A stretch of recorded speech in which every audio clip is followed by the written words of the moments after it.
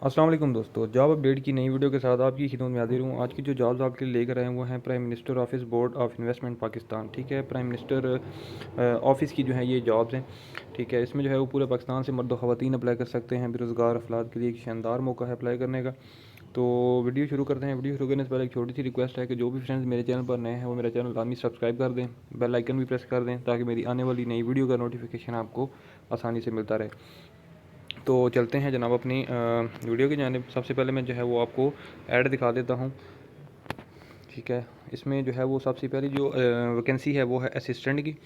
ठीक है, इसमें जो है वो टोटल 2 पोस्टें हैं, 2 असामियाँ हैं इसमें। ठीक है, आपकी तालीम चाहिए इसमें ग्रेजुएट। ठीक है, बैचलर की डिग्री चाहिए।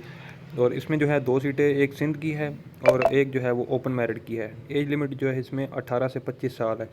ठीक है, इसमें जो है वो 5 ईयर्स जनरल रिलैक्सेशन इन अपर एज लिमिट। ठीक है, तो इसमें 5 साल की रिलैक्सेशन भी होगी अपर एज में। उसके बाद दूसरी वैकेंसी है स्टेनोटाइपिस्ट की। इसमें जो है वो टोटल 6 पोस्टें हैं, 6 असामियाँ। इसमें तालीम आपकी चाहिए इंटरमीडिएट। ठीक है, FA FSC।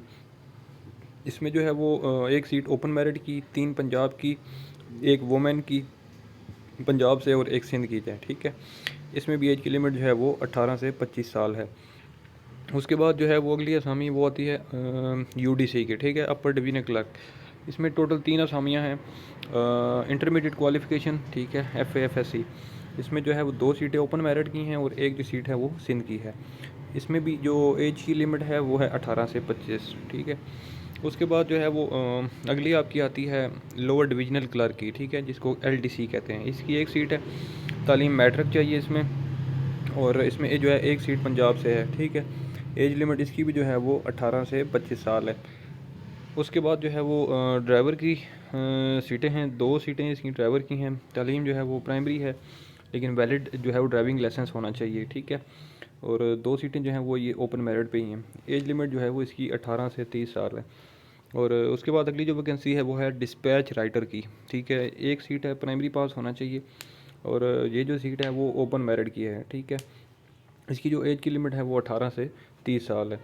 अगली वैकेंसी आती है जी नायब कासद की। नायब कासद में जो है वो 7 असामियाँ हैं। प्राइमरी पास होना चाहिए। तो ये होगा जी इस्लामाबाद रावलपिंडी लोकल बेसिस की 3।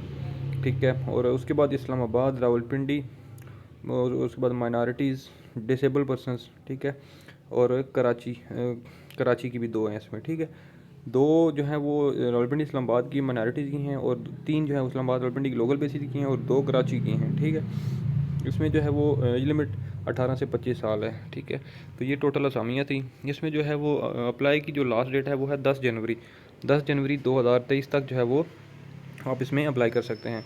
तो अप्लाई जो है वो ऑनलाइन ही करना है। ठीक है, इसमें जो है वो कोई मैनुअल आपने जो है वो बाई पोस्ट कोई चीज़ नहीं भेजनी, ना सेंड करनी है। ठीक है, आपने ऑनलाइन ही इसमें अप्लाई करना है। ऑनलाइन वेबसाइट जो है वो मैं आपको बता देता हूँ, उस पर बल्कि मैं आपको लेके चलता हूँ और वहाँ से जो है कंप्लीट तरीक़ेकार आपको समझा देता हूँ कि आपने अप्लाई कैसे करना है। ठीक है, तो वेबसाइट ऑनलाइन ये है जी कि ots.org.pk।